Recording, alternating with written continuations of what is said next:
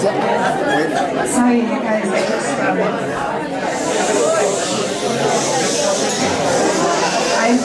I've been trying to write this thing. I've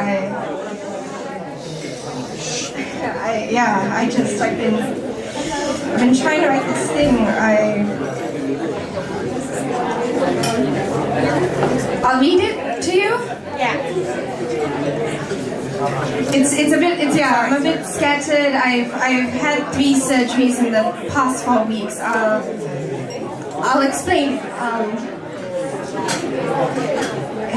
In 3 separate surgeries over the span of 4 weeks, I have placed myself under a scalpel of my own grief, and theories of happiness, and the results are in, I think. 2 things are for certain: my Indianness and my lesbianness have nothing to do with it. The first surgery, when a cut through the back of my skull down to the top of my spine, and another cut from the small of my back to my tailbone. I bled profusely. This may be so since we had a few drinks before this, and therefore my blood was thinner than it should be. I probably would not have drunk as much as I did, which is to say not much at all, just, a little buzz, enough for the appeal. I wouldn't have drunk as much if I knew that I would be put under the knife. In the first cut, we notice the restlessness of Indianness, a needing to travel beyond brown, Desi, Telugu, Malayali, patriarchy, ancestors, laborers, marginalized, stolen from, blood, bled, bleed, holy, I can go on. To futures unknown, and find a home until too many have written poems about and snapped along until it must move again. Underneath it, displacement. But I do not mind it. It is the price I paid when my parents decided that learning Tamil would send us back to the estates, but I'm an adult now. I will be displaced as much as I allow it to be. The second surgery, when a cut underneath my cheekbones to the corners of my mouth. I did not want it to bleed as much, though the white tablecloth in this French restaurant you took me to were drenched vermilion. Quickly we spot the hesitation of emotions. The shielding with my friends to every sentiment it resists saying, I feel lonely. I am very afraid. I am comfortable in pain. I crave. I hate. I am vulnerable. I like you. I'm not interested. No. Come here. Come here, within it, paranoia, a loss of power, a consolidation of everything I have, despite it overflowing, feels empty. The third surgery, when a cut from my jaw along the nape of my neck down to my collarbone. I barely let out a drop. What poured out in its place was love. I love me. I love me enough to trust me without the need for other voices to tell me what I should be, or how, or what I should write, or read, or speak, or touch, or feel, or see. Instead, I watch love run strips down my chest to my feet, pulling underneath my navel and toenails as if it makes this track come full circle. I understand now. The funny thing about trauma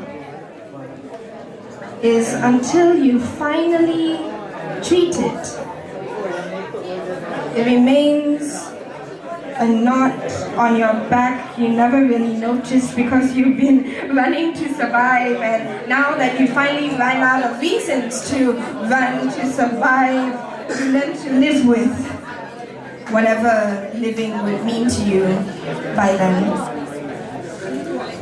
And when you do treat it, you find the knots have balled your nerves like barbed wire around every inch of your skin, a perfect defense.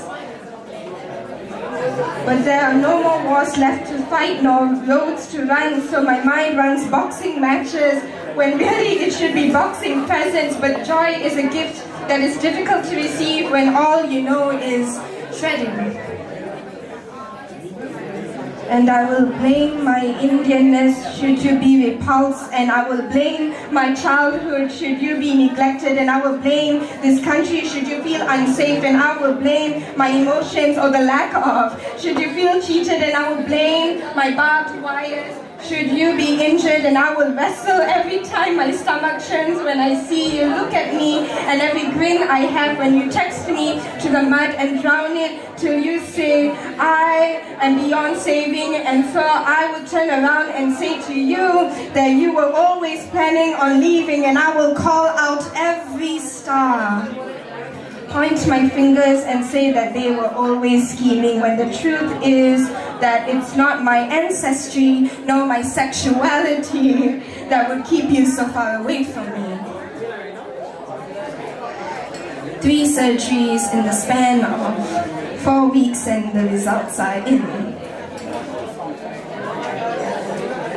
I am a control freak.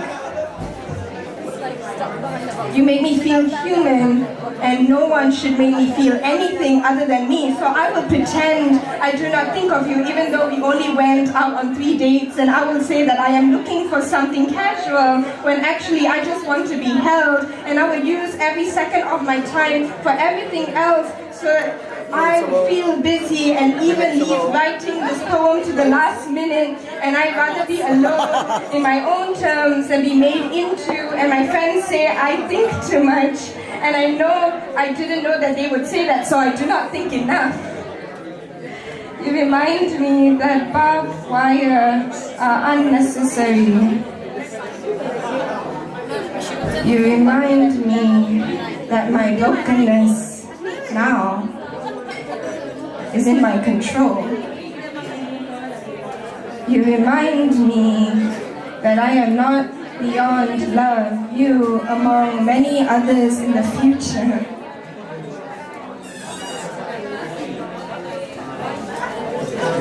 My friends are right. I do overthink. All this from you running your finger through my hair, down from the back of my head to the top of my spine, from the small of my back to my tailbone, from my cheekbone to my lips, from my neck to my collarbone. All this from a kiss.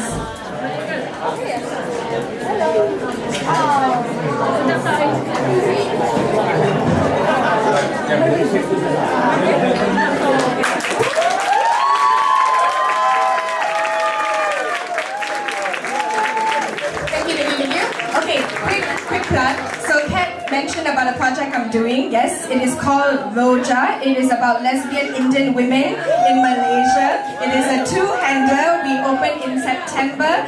My actor, one of my actors, Anju, is in the show as well. It is great. It is wonderful. We are looking for funders, so please, if you'd like to support in any way possible, please come and approach me. My dramaturg Dinesha is also here. There he is, waving his hand. We're both working on this together. It is queer, it is Indian, it has a lot of stories, very educational. Learned a lot of shit also.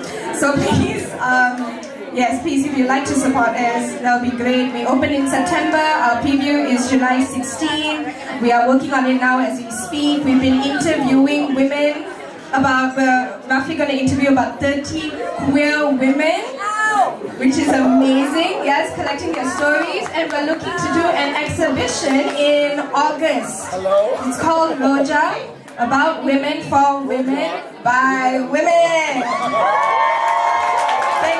Thank you all so much. I was going to say. Yes! Awesome! Sorry, I got some pin Awesome, thank you so much. Brilliant. And thank you all for listening as well. I have to say, Yo-Yo was like, poetry, you